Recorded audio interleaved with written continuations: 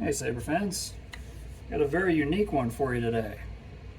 This one is from Gary Morris, also known as, well, Mining Colony over on Etsy.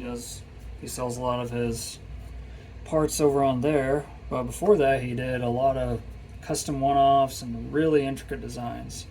I believe this one was originally meant as a stunt saber, but it has sound venting in the coupler here. It's going to be hard to see, but there's holes all along each side of this coupler in the middle. So that leads me to believe that at the time it couldn't be installed with sound because it's just so limited on internal space. I mean, this is a 1-inch blade plug, if that tells you anything. And this is one of the more interesting things of this install is the fact that it has blade plug charging. And that, I just had to try it. I thought it was so cool. It's installed with CFX.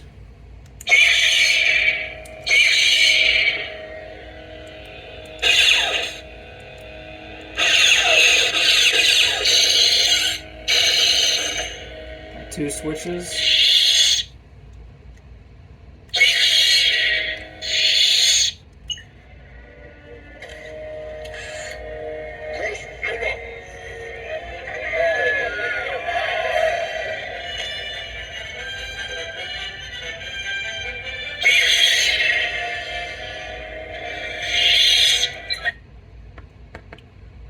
And the chassis was probably one of the hardest things I had getting this going. I'll show you that here in a minute. I'm going to show you the blade plug charging first. This is pretty cool.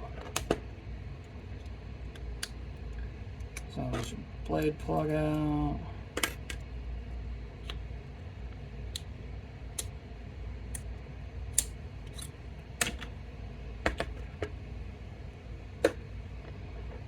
Have a good little over an inch of blade depth, I believe. You've literally, I was checking out this PCB before, and it's definitely a very dedicated PCB. Yeah. It's literally just 2 wires going to a typical 2.1 millimeter recharge jack. Just plug her in, sink down that set screw, and plug in your charger. Show you real quick. Using one of the chargers from TCSS here. See if I can get it all on camera for you. There you go. Literally just plug it in. And it's still fully charged. Same thing on both sides. Now, one thing I'm not sure that's been done with this pixel charging yet is if they've confirmed or denied if you can use an LED connector with it.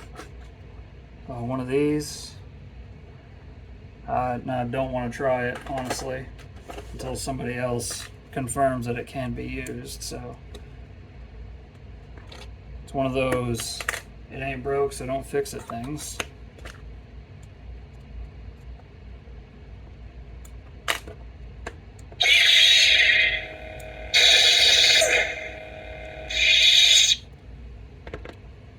And chassis access for battery, board, everything is just via these 2 thumb screws, or on this end it's the thumb screw and the cover tech. I wanted to use one of the cover techs from TCSS because it's all one piece and it's threaded and carry it on your belt, easy access. You can see how limited this chassis is on install space. It's using a 14500 battery, 10 amp discharge, 20 millimeter bass speaker, and I have green SMD LEDs on this side and blue SMD LEDs on that side. Just for giggles really, but there's the blade plug charging circuit right there. It's super tiny, works really well.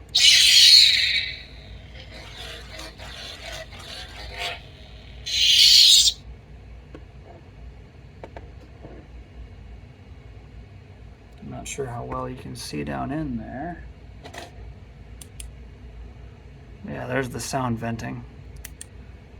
The amount of modifications I had to do to this hilt to get it to this level was just ridiculous. I'd say I've been working on this for a good, off and on for a good year or two at least.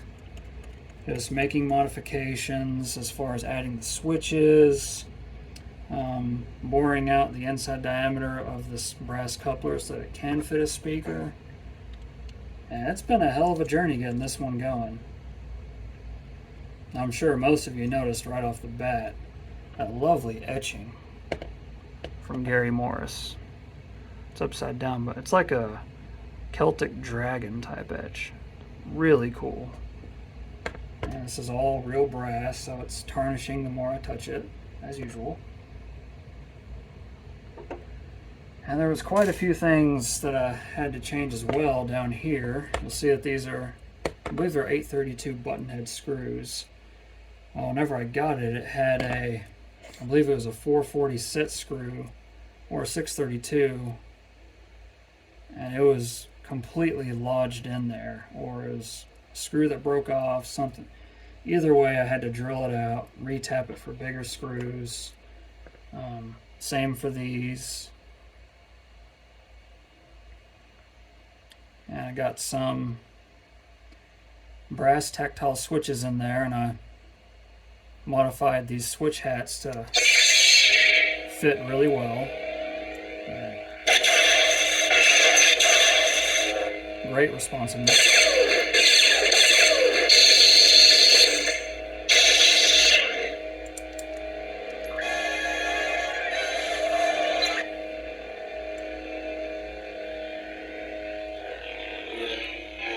And of course, color changing on the fly. I think it's Spectrum. Yeah.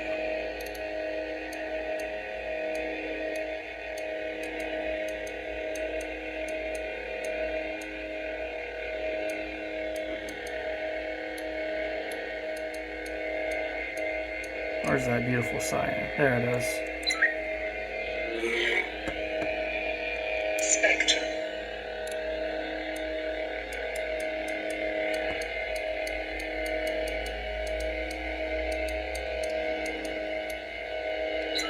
That's actually the reason I did blue and green SMD LEDs on two different ones. Favorite color personally is cyan, so it's kind of mixing them, I guess you could say. But yeah, it's the same thing on both sides. Had to use really tiny wire gauge for this. Specifically the speaker. And speakers don't carry amperage worth hardly anything, so there's the blue one.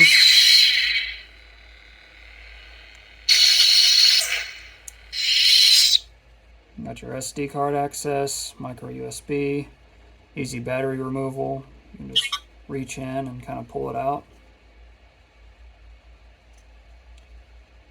And for end user access, you can remove this tape here and kind of pull the board up for easier SD card access, but you can still get at it regardless.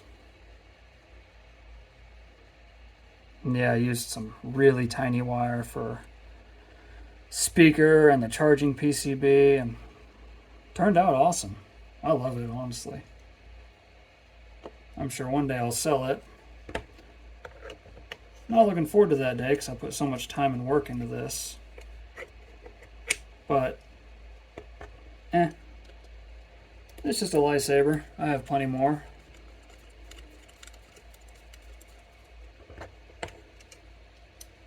Well, the main reason I went for CFX for this one was the even better deep sleep mode over that than Profi, and I think Golden Harvest has a really good deep sleep mode too, but I've noticed Profi's deep sleep mode isn't quite there. It's more of a cut power to the FET's sleep mode, and CFX, it drains nearly nothing for battery on deep sleep, so